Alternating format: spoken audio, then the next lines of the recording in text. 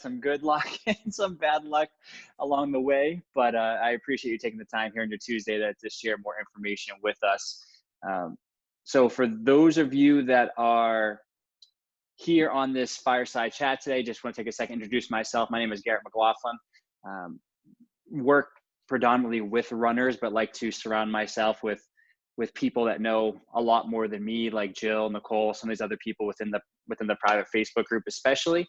And what I wanted to do with this series was provide a way to share information in related fields. So when it comes to nutrition, running, coaching, injuries, strength training, really find the best professionals that we can put all this information together in a way that hopefully helps you see the best results possible moving forward. So for today, again, happy to have Jill with us for the first Fireside Chat on debunking food rules and myths. Before we get started, take a second and if you can, silence any cell phones, turn off technology.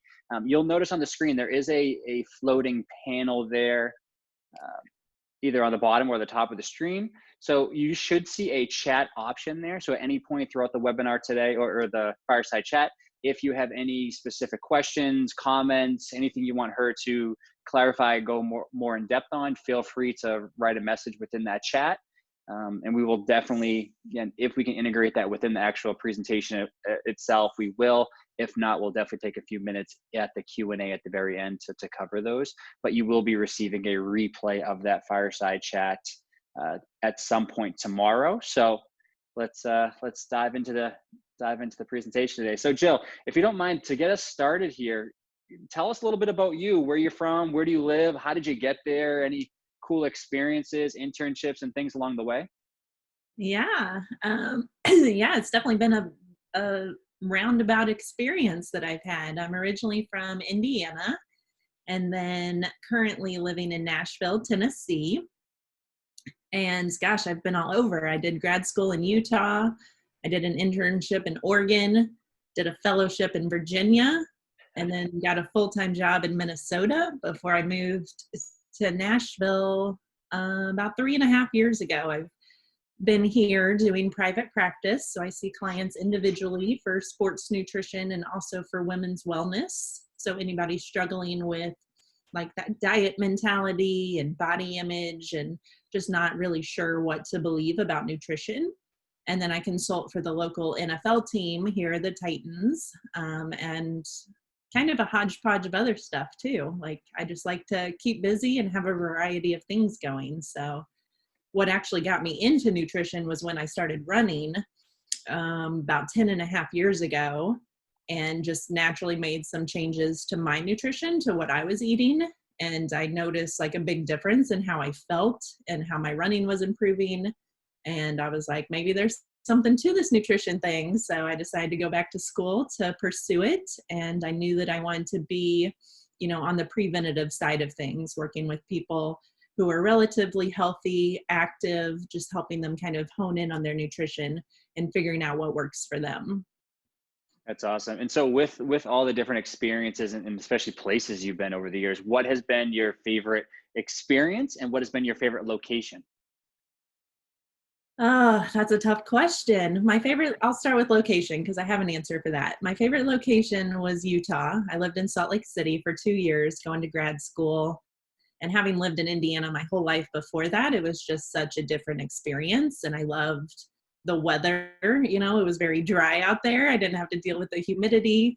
I loved the mountains. I loved like my classmates. We were really close and just had a really great experience out there.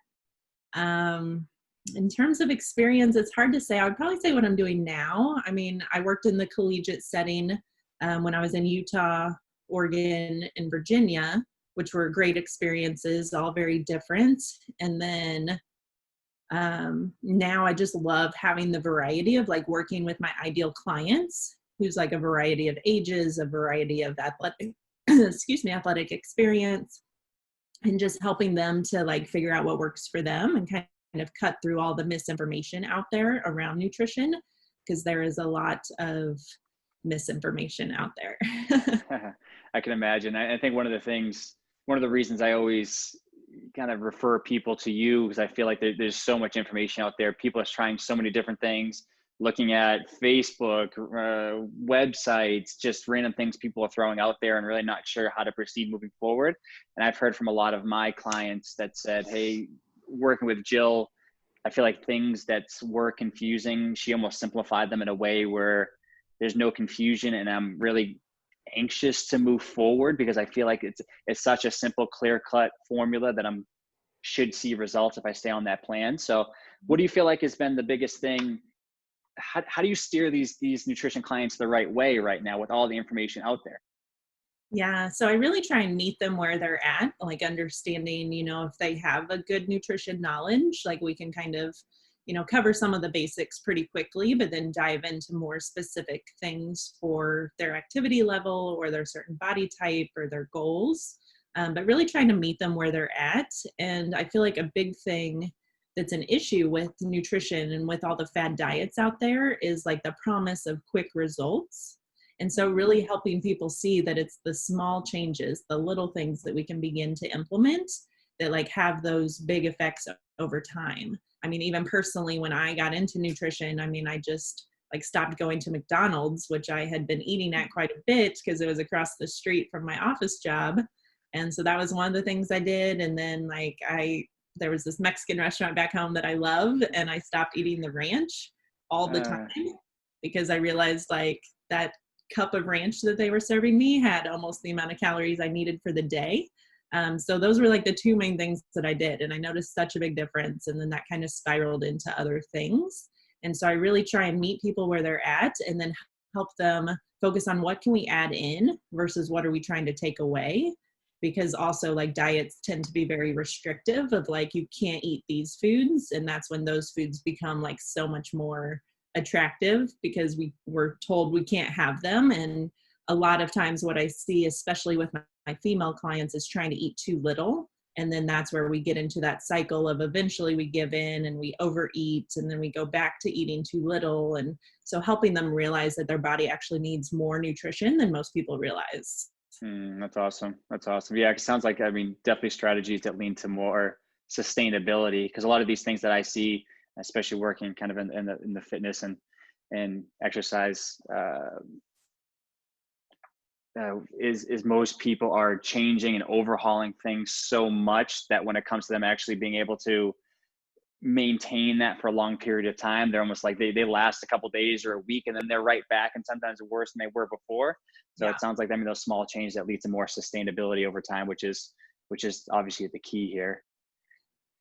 So as we get started here, let's get going into the content. So I gave you chef's control of moving through the PowerPoint here. Let's start. Again, one of the first areas I wanted to touch on, the impact of eating low carb on energy levels, and talk a little bit about carbohydrates and energy. So if you could start walking us through that content, that'd be great. Absolutely. Yeah, this is something that's come up a lot, in my career as a dietitian, but especially lately, I've had a couple of clients that were trying to eat like extremely low carb, and they were very active, and they were coming to me because they didn't understand why they were feeling so low energy. And so just kind of breaking through that misconception around carbs, because a lot of people kind of have that fear, quote unquote fear, around carbs and around certain foods that they think are good and bad. And so carbs right now especially tends to kind of be the main food group that I feel like is a little bit demonized. And so just wanted to kind of talk through this and clear up any misconceptions that we have around carbs. So the common myth is that carbs are bad. So I hear that a lot. Carbs get a bad rap. People are like, oh, I shouldn't eat that. That has too many carbs, or that food's not good for me. But carbs are the preferred energy source and the preferred fuel source for our brain and for our muscles. And so it's a super important food group. There's lots of foods in this food group, which I feel like, is part of the reason people are kind of hesitant. They feel like, there's just so many foods that maybe we do tend to overeat in this food group a little bit. But no foods or food groups are bad or good. They all serve a purpose. All foods have calories, which is a source of energy. And so looking at what these foods are doing for us. And so carbs in particular, is the main fuel source for your brain, and you need a constant supply for your brain. So if you've heard the term hangry, where you're so hungry that you're angry, it's because your brain needs fuel. So that's why, a really important component for your brain to have that energy. And so one symptom sometimes that I see when people are trying to eat too low carb is that, they have kind of that brain fog where they feel like they're just tired all the time or they can't think very clearly. So that can be a symptom that you're not eating enough carbs. Then definitely during your workouts, if you're feeling low energy, if you feel like you're not recovering well from the workouts, that can be a sign that we're not getting enough from this food group. And so how much is really determined by your activity level and your body size. And so the more active you are, the more fuel that your body needs. So it's similar to if you're going on, a cross-country road trip, like you need to put gas in the tank of your car. And once you get a certain distance, you're going to have to refuel. And so the body essentially is the same way. Like you can only go so far, and then you need to refuel with more carbs. So we'll get into that a little bit in a couple of slides. But another thing to note is, there are a lot of foods in this food group. So it is important to try and choose like the least processed of the carbs, like choosing more whole grains, like wheat bread versus white bread or brown rice versus white rice, because that gives you more fiber, which is more filling, and it gives you more vitamins and minerals, more of those nutrients. So it is, a good practice to try and think about the source of carbs that we're having, but there's no perfect way of eating. That doesn't mean that you can't have white rice or that you can't have white bread. Those foods serve a purpose, especially if you love those foods, definitely incorporate them. But maybe even pre-workout, they'll serve a purpose there too, because they're more easily digested source of carbs.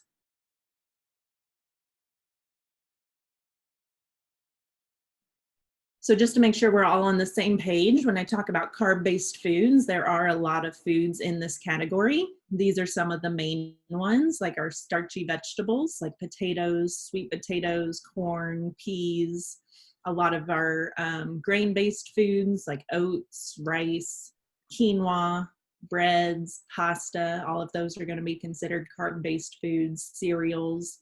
Fruits would also be in this category. So I have bananas there to show, bananas tend to be kind of a popular choice before a long run. Gives you that quick energy, that quick fuel source. And then other things like popcorn, beans, lentils, lots of different foods go into this food group. And so it's important, again, to, think about the quality of those foods. Like, is it more of a natural food, like a potato that comes out of the ground, or is it more of like a processed food, like a cake mix, where you're getting a lot of added sugars and stuff? And then a serving size being like a fist. So you see that in the corner, or a fourth of your plate, which we'll look at a plate image in a couple of slides.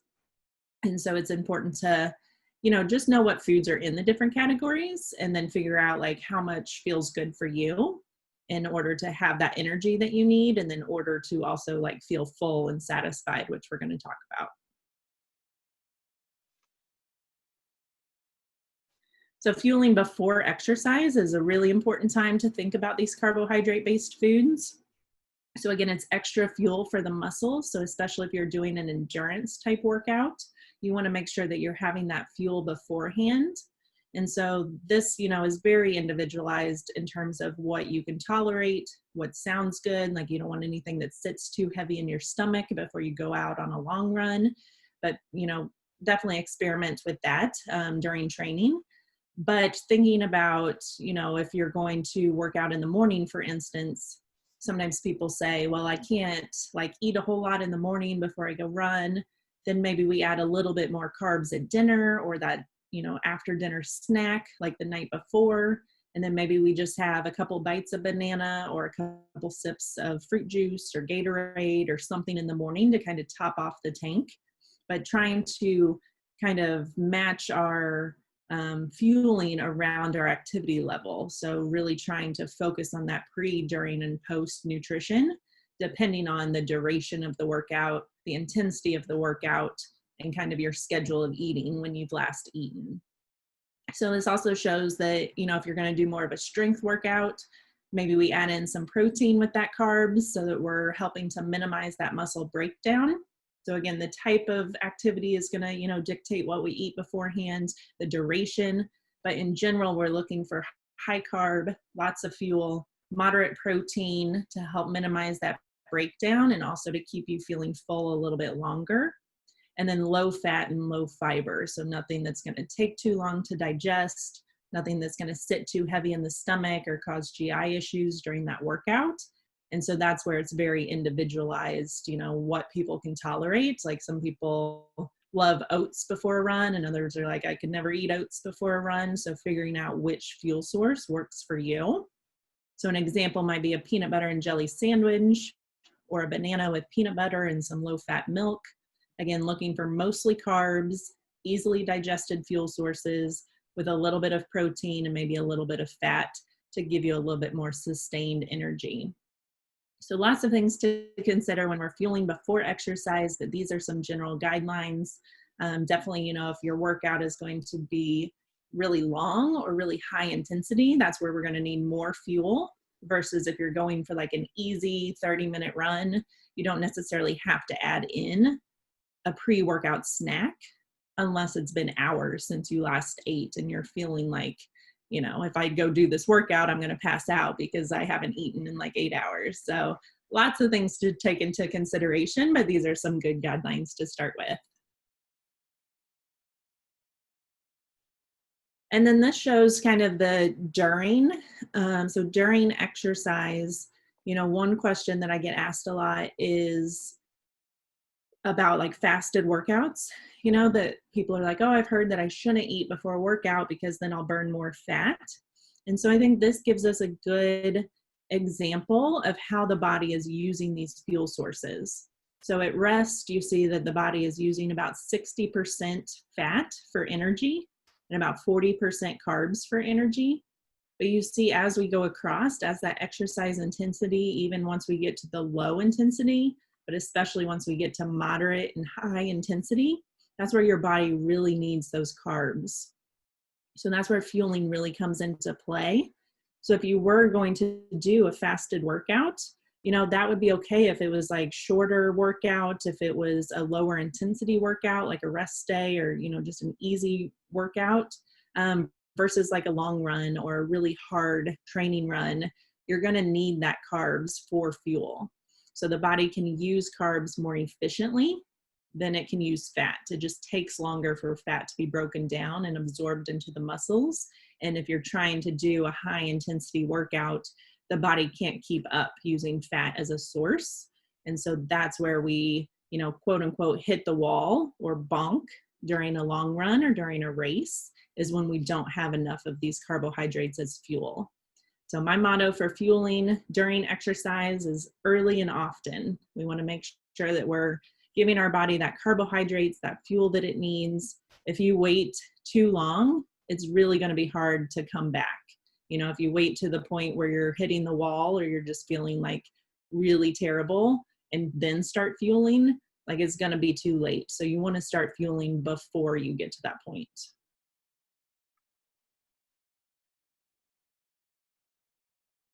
Any questions on that category? Let me take a look in that chat box for a second. So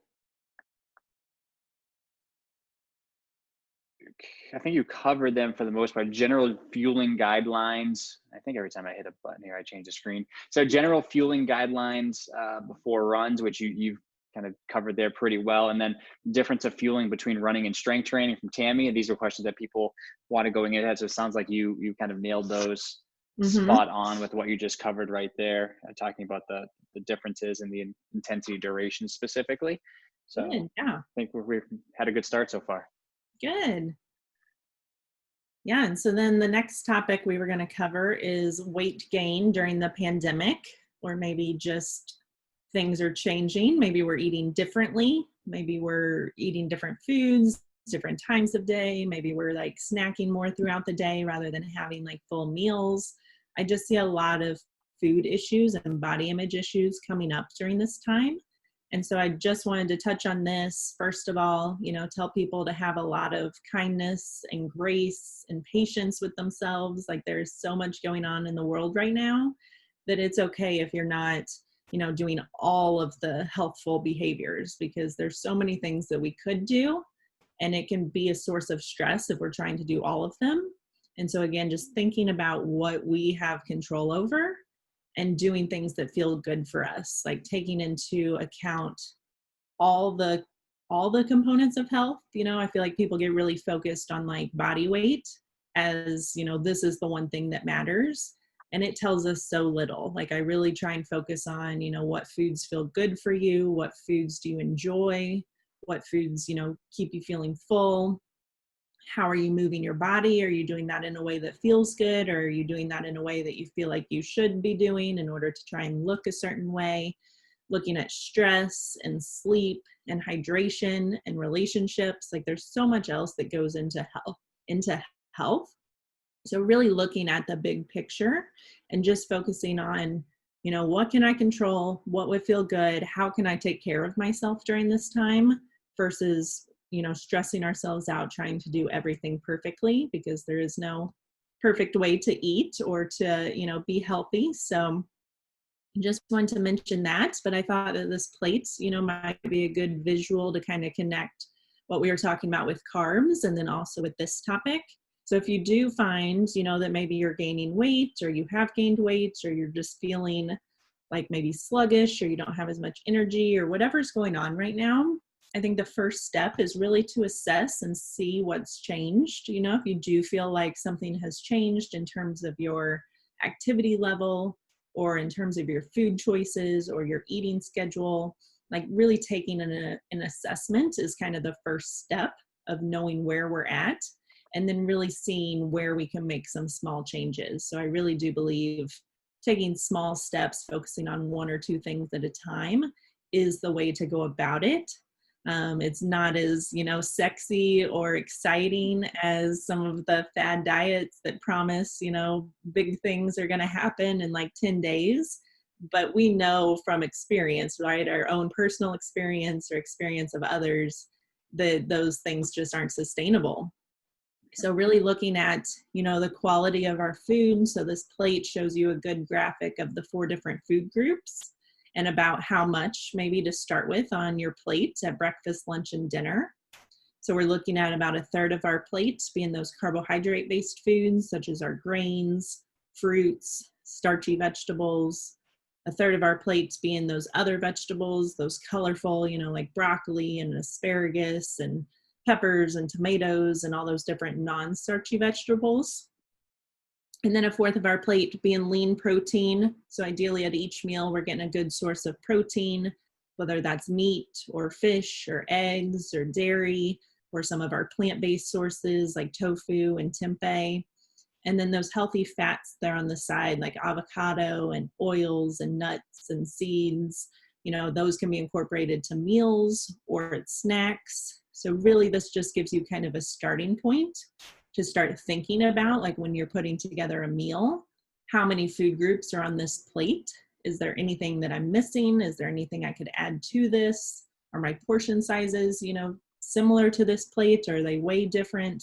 It's just a visual way of kind of thinking about things that I find helps people when they are, what do I put together for dinner? I have no idea. This kind of gives you a starting place to think about. So again, this isn't like something that we're trying to follow 100%, perfectly all the time. It's just a good starting guideline. And this plate is actually from the US Olympic Committee, so you can find it on their website, because they actually have 3 plates that show the difference between easy training, moderate training, and hard training. So kind of shows the difference in the amount of nutrition that your body needs depending on your activity level, with the main difference, hopefully we already know, is that you need more carbs as your activity level goes up. So that is the main difference on the plates, is the amount of carbs, the portion sizes gets bigger, and then also they add in some more fats to make sure that you're getting the calories that you need if you're more active. But I like this visual, and it hopefully can, help you guys think about what are you putting on your plate, and maybe helps you realize if you're missing out on a certain food group. So Jill had a question. I think something I've been seeing a lot too from a lot of my clients. The people that their training has remained relatively the same as far as their distance, their intensity, and their running, strength training, all of that. But their activity as far as their normal daily routine, going into the office, working at the working at their workstation, going up and down stairs, and just those normal things they're doing every day has been completely shifted, where now they're at home and they feel like they roll out of bed, get moving, eat breakfast, and then almost sit on the couch or sit at their desk, and they're not as active going to and from and around the workspace. Yeah. So what do those people have to think about here? Because I know a few of them have said, here, I've gained a few pounds during all this because I'm in my house all day long. I might be snacking. I might not be active, even though my training has remained the same. So is anything from a nutrition standpoint they should think about? Yeah, for sure. So definitely, looking at, are you still kind of following some sort of eating pattern? Like, are you having a full breakfast, or are you just kind of like snacking whenever you feel like it throughout the day? I feel like those little things where we're mindlessly kind of grabbing a handful here or a little bit there, like those are the things that can really add up and we don't really pay attention to them or realize them. But also, maybe they follow, like maybe on a used to in a quote unquote normal day, they would follow, like this moderate training plate. And maybe right now they need to scale back to the easy training plate, which would be about a fourth of the plate be carbs rather than a third, but still focusing on that protein, still getting some vegetables, still getting some healthy fats. It's really looking at like what's changed, am I eating differently? Am I eating more? Am I eating more often? Am I snacking at certain times of the day? That can be really telling. If you find that you're, snacking heavily later in the evening, maybe that's a sign you didn't eat enough earlier in the day. Oftentimes I see people, like on a rest day or an easy workout day, they feel like they shouldn't eat as much. They don't need as much nutrition because I didn't work out today. But it's amazing how much your body needs just to like be alive. Even if you were just laying in bed all day, every day, like you still need a good amount of food, and looking at the quality of that food from the different food groups. Awesome. And for those people that have found themselves to either be stress eating, watching the news with protests and demonstrations, and then updates on the virus, are there any, I know we might have to figure out other stress relief strategies might be important, but are there any tricks from a nutrition standpoint to not go and grab that bag of chips or the ice cream or something like that? Yeah, there's no like, super like beneficial tips or tricks for that. I think it's still looking at, are you allowing yourself certain foods? Like it's certainly okay to use food as comfort as long as it's not your only method, of comforting yourself. So definitely looking at, do you have other ways of relieving stress, of managing your emotions? Definitely, creating kind of like a self-care toolbox, like having a lot of different ideas for when the moment strikes and you feel like, you just naturally gravitate to the fridge or the freezer or something. Kind of take a minute to check in with what you're feeling, what you actually need in that moment. And it might not be food. If it is food, that's certainly okay to go to. But if it's like you need connection, that's when we find, the food doesn't fill that need. And so that's when we can continue to eat because it's not really doing anything for us. We're just doing it, hoping that it'll eventually fill the need. So there's a lot, that goes into our food choices and our food preferences, from like a physical standpoint, but also from that mental and emotional standpoint. Awesome. That's great information. Kind of going off that, a similar topic. This is a conversation I've been having a lot with some of my nutrition clients, is this difference between foods being filling and satisfying.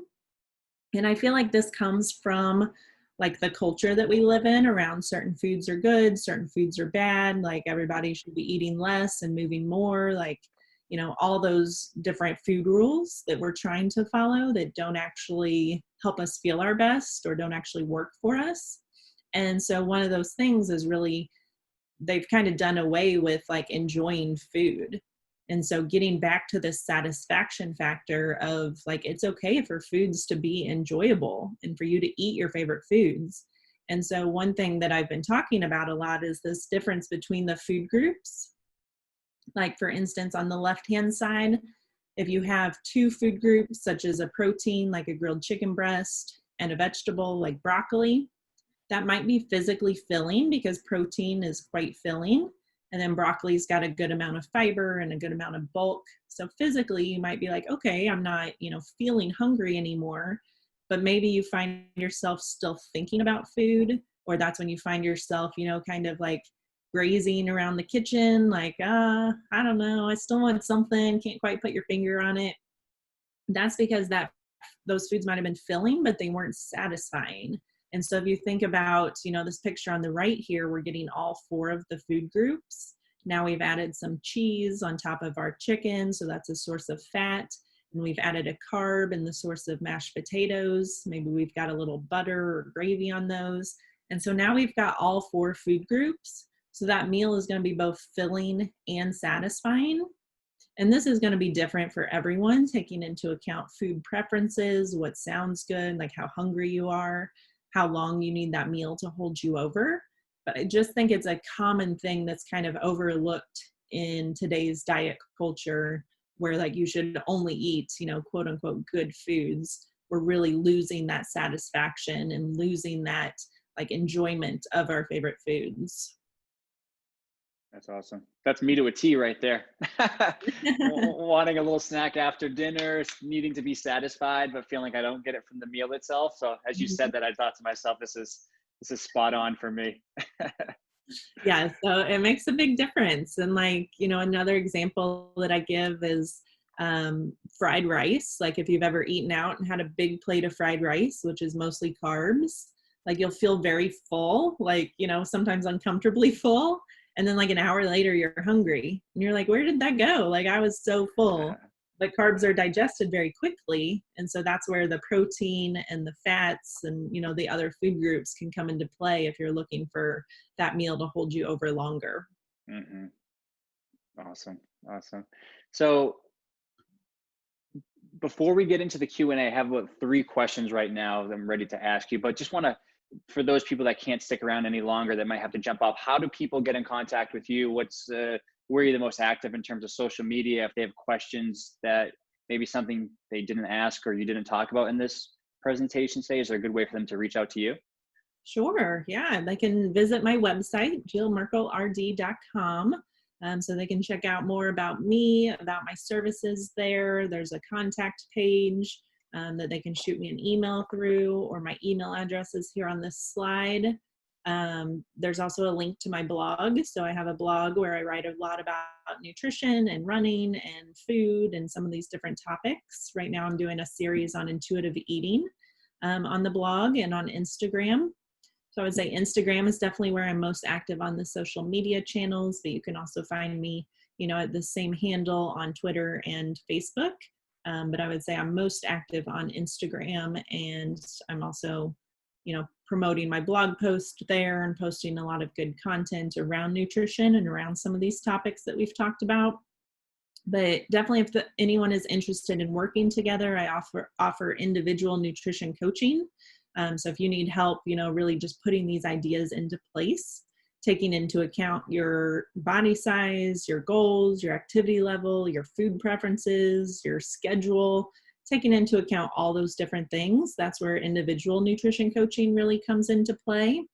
But I also have a couple of other offerings for people. Runner specific, I did a Nutrition for Runners webinar, which was an hour-long webinar, and it comes with a workbook. And so we dive into, the 4 food groups. We dive into those a little bit more, covering what they are, why we need them, what foods are in them. And then the workbook really helps to like make it more personal, more individualized, actually calculating their individual needs based on their activity level to help them kind of understand how to put some of these topics into play. And then I also go into more depth with the pre, during, and post run fueling. So they can purchase that webinar recording on my website, which is a great resource for runners. And then I also have a intuitive eating virtual small group coming up. So everything's, virtual right now, which is kind of great because it allows me to include people that aren't just in my geographic area. So that's for anybody that's still really caught in that diet culture mentality, like still struggling with those food rules, struggling with like that more mental aspect, the mindset aspect around foods. and just looking to get back to enjoying foods, getting back to allowing certain foods that maybe they've not been allowing, and kind of just making peace with food and with their body image. So that all that information is available on my website if people want to apply for that. Definitely reach out. Any of these communication methods will get to me, and I would be happy to answer any questions. In terms of population, I know we've kind of connected a lot working with the runners over the years, but that's not the only population you deal with, correct?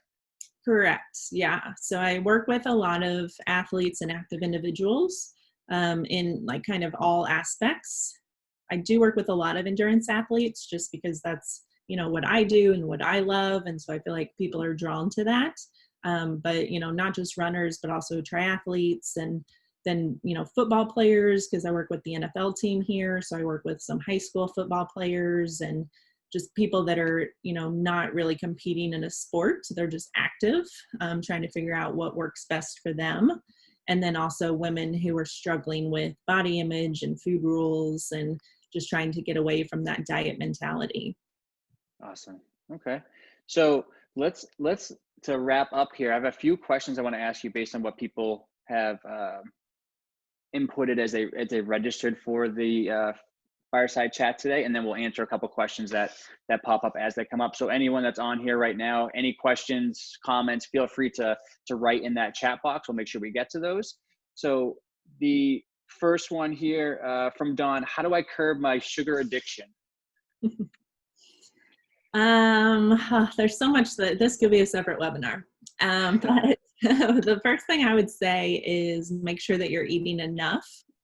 Oftentimes, again, I see women in particular, if they're trying to lose weight, not eating enough. And so especially if they're eating too little during the day, like maybe skipping breakfast, maybe just having, a little bit of something for breakfast, not having snacks during the day, not having a full complete lunch.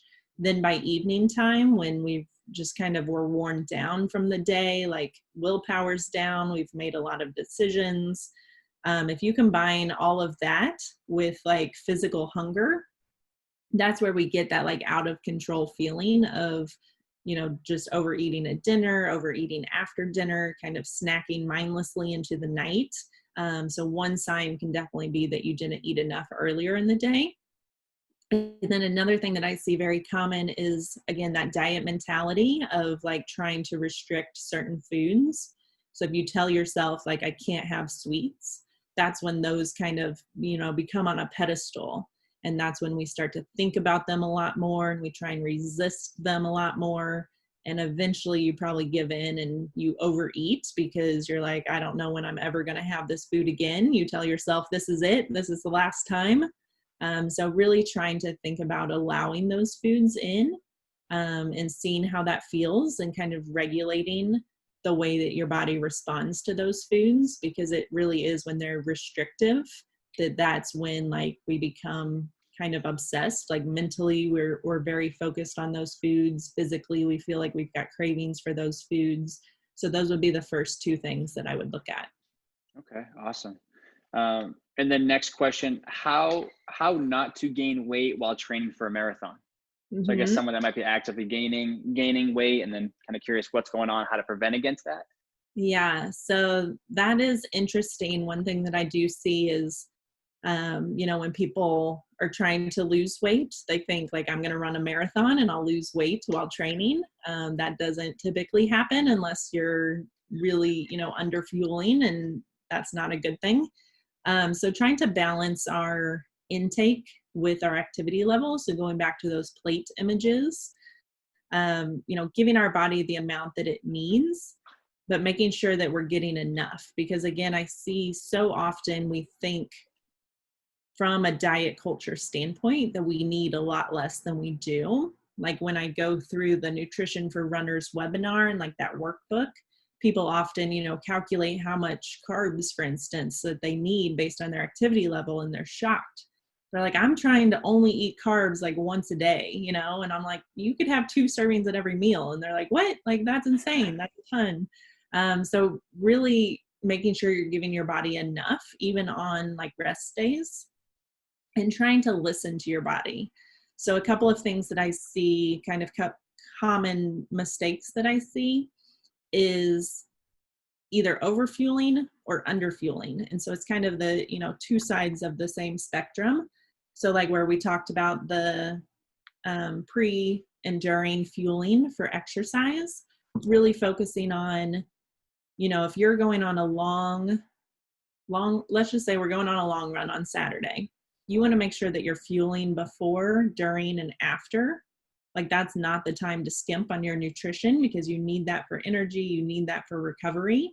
So a lot of times I see people, trying to skip that because they're like, oh, I just burned this amount of calories during this run, I don't want to, replace those. But you really need to not skimp on that area. But then too, I'll see sometimes people are over fueling. Like if you're going out for a 30-minute walk or, a 60-minute walk and you've eaten breakfast, lunch, and dinner, you don't necessarily have to add in like a pre-workout snack or have something during, like your body has enough fuel to get through an easy or low intensity workout. So really trying to ultimately match your intake to your output, but also ultimately listening to your body. Like when you're feeling hungry, say you had your long run on Saturday, you might not actually feel super hungry that day. Sometimes it can take a little bit for your body to catch up. So then on Sunday, if you're thinking, oh, well, today's my rest day, I shouldn't be eating very much, but you feel physically hungry, like it's important to listen to your body.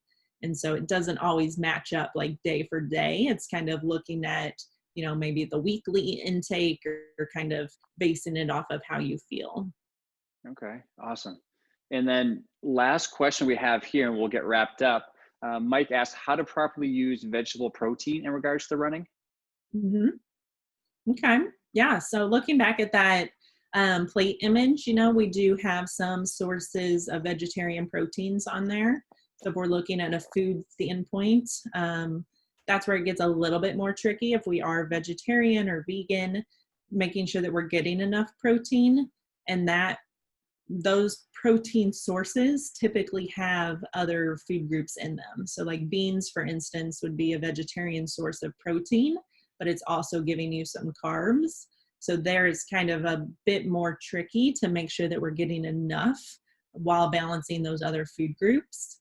But we certainly get protein, from our vegetable sources like beans, lentils, tofu, tempeh, even nuts and seeds, but those have more fat. So it's certainly possible to get enough from foods. It just takes a little bit more balancing.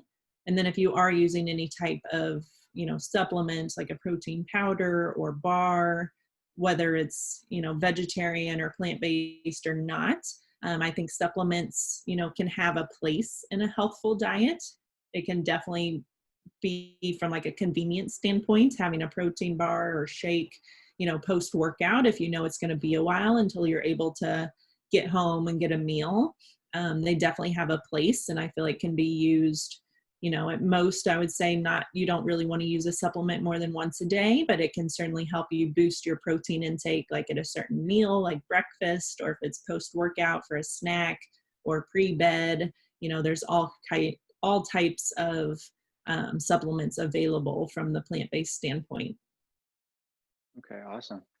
No, that sounds great. And that's the last question we had today. So just want to, as we start to wrap up here, let everyone know we'll be sending out the webinar replay of this content tomorrow to those of you that registered, some of you that are here that would want to watch it again, or those that couldn't attend live but wanted to see the replay. So keep an eye on your email for that. And for those of you that have any more specific questions for Jill, feel free. I'm going to send along her contact information as well. Obviously, you can see that on the screen right now, but make sure you reach out, get those questions answered, because obviously this is a very complex subject sometimes. I know Jill does a good job simplifying that to each individual. So you'll definitely walk away with a very clear-cut action plan to see the best results moving forward. Jill, I just want to say thank you once again. Seems like the first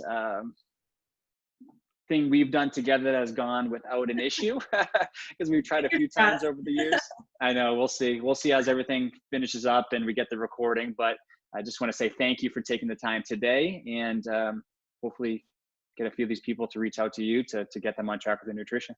Yeah, thank you so much for having me. And also I'm in your Facebook group, so people can ask questions in there anytime as well about nutrition.